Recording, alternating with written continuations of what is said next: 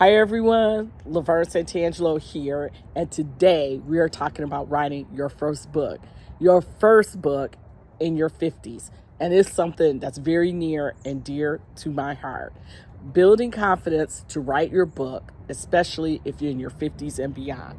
If you've ever thought, I've got a story to tell, and you're wondering where to start, then this video is for you. These 5 tips are for you. So let's dive right in. I'm going to give you the 5 tips that are going to help you feel empowered and ready to write the book that you've been probably thinking about for decades, right? Decades. Come on now, we're in our 50s. That's decades, okay? Nothing to be ashamed of, everything to be proud of, right? Okay, so listen, let me tell you, this year I wrote 2 books, and I'm working on number 3. The first book, I co-authored a chapter with 16 other women, boldly beyond 50. If you're interested in this book, let me know. Comment down below, and I'll tell you how to get it. The second book I wrote was The Journey Through Grief, a 90-day guided journal. This book I wrote because that's one of the things that I specialize in my private practice, okay, is writing books. Believe me, I felt, if you're watching this video, then you must have had some of the feelings that I felt. Too old, don't have a story to tell. Who's going to read my book? Get rid of those negative thoughts. I want you to start to work on that and start thinking about how you can tell your story. So are you ready? You got your pen, you got your paper. Number 1, leverage your life experience, okay? Remember, you have a story to tell. Our life experiences, they're our greatest assets, right? We've lived through the decades and we've had some unique moments. If you watched my video that I put up 2-3 videos on leadership, you will hear some of my stories, and there are some unique moments in that YouTube video. So you've had unique moments, you've had challenges, and you've had triumphs. Your stories, our stories, my story is full of wisdom and life lessons that can inspire others, teach, and impact others. Use those stories to fuel your writing. Okay? The next thing is, tip number 2 is start small and then build the momentum. Okay? It's easy to get overwhelmed by the idea of writing a whole book. But guess what? You don't have to do it all at once. You could start small. Set a goal. Okay, that is what I did. I set a goal. When I wrote this journal, I figured out how many pages is 90 days, right?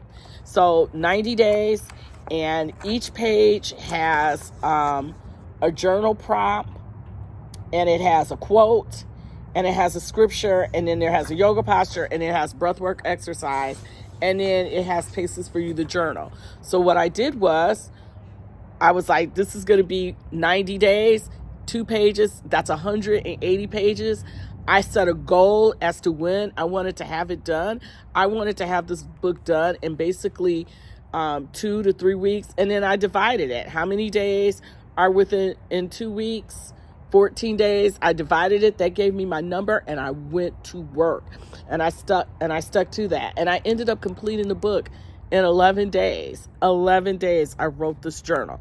That worked for me. But you could start even smaller than that. Maybe you want to take 3 months to write it. So you write a page today.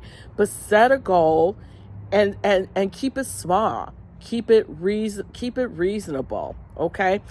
Once you get started, you might even finish it sooner than you think. And that'll help you to start to build the momentum. Okay? So start small, build momentum, set a goal. The next tip I'm going to tell you is tip number 3. This is a big one. It's a really big one. Silence that inner critic. Now, y'all know, as a therapist, that is one of the key things that I work with a lot of clients on. I work with them silencing that inner critic, overcoming imposter syndrome. It doesn't have to be perfect. The first draft is exactly what it is. It's a draft. The important thing is just to get the thoughts out. Get your story down on paper. You can go back and fine tune it later. You can always edit it later. Don't let self-doubt stop you from expressing your creativity, okay? So I got my notes here. The next thing I want to tell you is that I want you to find some support, some feedback. Find the group of people who are doing the same thing. They're trying to write your first book. As I told you, this first book that I wrote this with a group of 16 other women, okay? And we were all on the same path, right? We were all encouraging each other. We were all asking questions. We all set a goal as to how long each chapter was going to be. We had check-ins with each other. It wasn't like weekly. I would say we checked in like once a month to get this book completed. But find your tribe. Find the group of women or men or whoever that are going the same direction as you and wanting to write that book. Whether it be writers, friends, or maybe even you get a writing coach, just find a circle of people who can encourage you and are going the same direction along the way. So you're not feeling so isolated. You're not feeling so alone. That's what I did with this first book. And then when I wrote the second book, I was good to go. I was able to do this on my own, okay? So think about that with writing that first book, okay?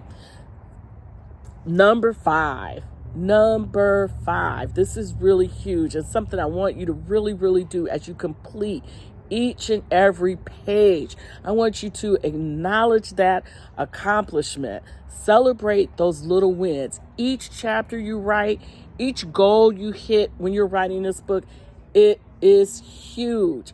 Celebrate it. You're taking a step, big step, small step, every day or every week, every month, whatever, toward completing your book. Okay? Acknowledge those milestones and give yourself the credit. Every word you write is progress. It truly, truly is. So celebrate that. Okay, so listen. There it is. Did you pick all of that up? Did you get all of that? 5 simple tips to help you build the confidence to write your book. I'm not telling you anything that I didn't do. Seriously. Every single one of those tips, those are things that I do. And so when I come on and share, I'm giving you exactly what I did to accomplish this goal. And I am so proud of it. I celebrate it every day. I look at these books every single day because they're fueling me. It's such a huge accomplishment, something I never thought I'd do. It's giving me the fuel. It's giving me the motivation, the inspiration, the encouragement, and the courage to work on book number 3. Okay? So listen, if you found this helpful, don't forget to like this video. Hit subscribe, leave me a comment. If you're thinking about writing your book, I'd love to hear what stories you want to share. All right, so listen, until the next video, keep living your best life. The 50s are fabulous, and I'm even thinking that even beyond the 50s, it's going to be even more fabulous. All right, I'll see you in the next video. Have a fabulous day, everyone.